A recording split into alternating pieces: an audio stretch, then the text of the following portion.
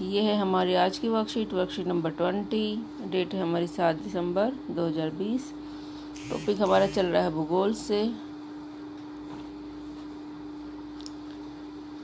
Topic हमारा चल रहा है वायु। अभी हमने पवनों के बारे में पढ़ा था पिछली वर्कशीट में।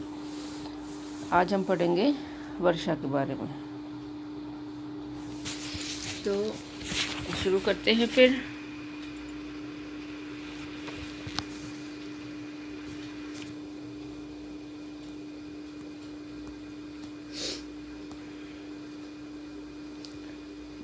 जब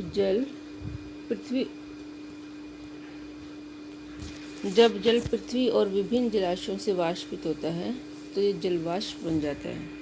विभिन्न जलाशयों से भाप बनकर ऊपर उठता है और जलवाष्प बन जाता है। वायु में किसी भी समय जलवाष्प की मात्रा को आर्द्रता कहते हैं। वायु में जो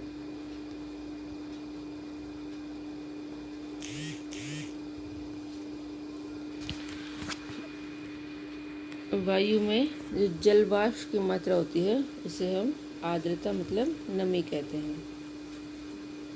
जब वायु में जलवाष्प की मात्रा अत्यधिक होती है तो उसे हम आर्द्र दिन कहते हैं। जब जलवाष्प की मात्रा अधिक हो तो आर्द्र दिन नमी होती है। जैसे जैसे वायु गर्म होती जाती है तो जलवाष्प धारण करने की क्षमता बढ़ती जाती है। इस प्रकार यह और अधिक आर्द्र हो जाती है। आर्द्र दिन में कपड़े सूखने में काफ़ी समय लगता है और हमारे शरीर से पसीना आसानी से नहीं सूखता और हम असहज महसूस करते हैं।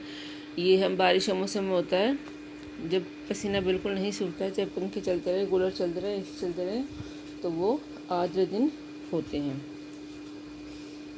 समझ में आगे होगा वायु जलवाष्प क्या होती है, आर्द्रता क्या होती है। उसके बाद है वर्षण के प्रकार। वर्षण कहते हैं हम बारिश को। तो बारिश के प्रकार के बारे में हम जानेंगे।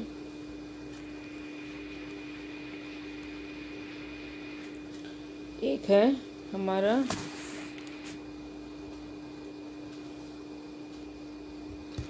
वर्षण के प्रकार हैं हमारे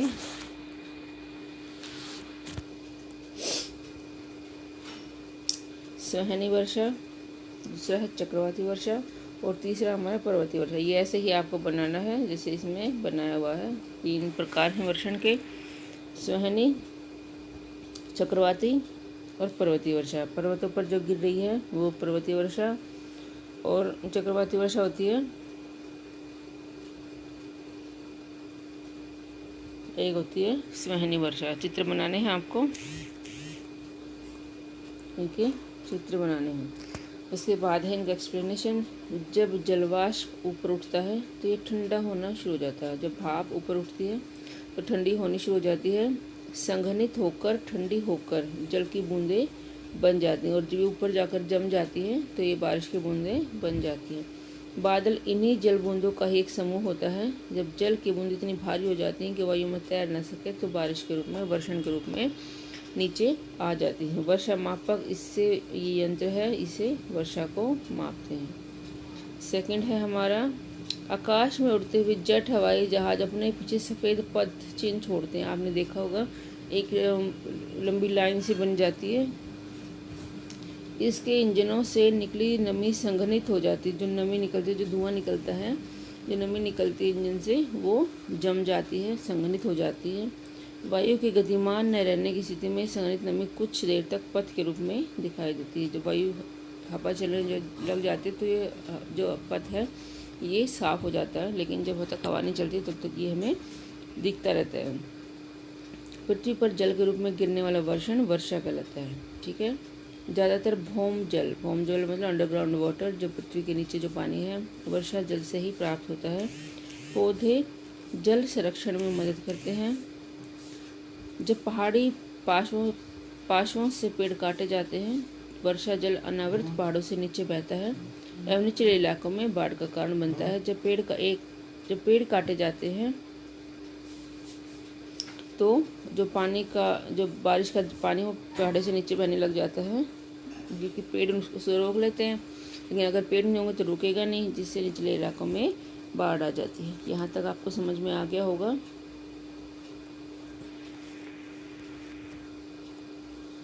उसके बाद है हमारा पौधों और जीव जंतुओं के जीवित रहने के लिए वर्षा बहुत महत्वपूर्ण है। सबके लिए महत्वपूर्ण है वर्षा। इससे धरातल को ताज़ा जल प्रदान होता है। यदि वर्षा कम हो तो जल की कमी और सूखा हो जाता है। इसके विपरीत अगर वर्षा अधिक हो तो बाढ़ भी आ जाती है। उसके बाद है एक्टिविटी। क्या आप जानते हैं वर्षण के दूसरे रूप हिम, सही वृष्टि और ओला है। बारिश जो है बर्फ़ के रूप में भी गिरती है और ओले के रूप में भी गिरती है। अब हमारे प्रश्न हैं, वर्षा के प्रकार लिखने हैं आपको, लिख सकेंगे आप आसानी से।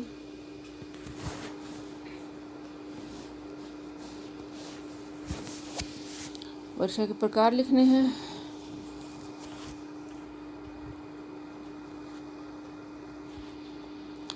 सेकंड क्वेश्चन है हमारा,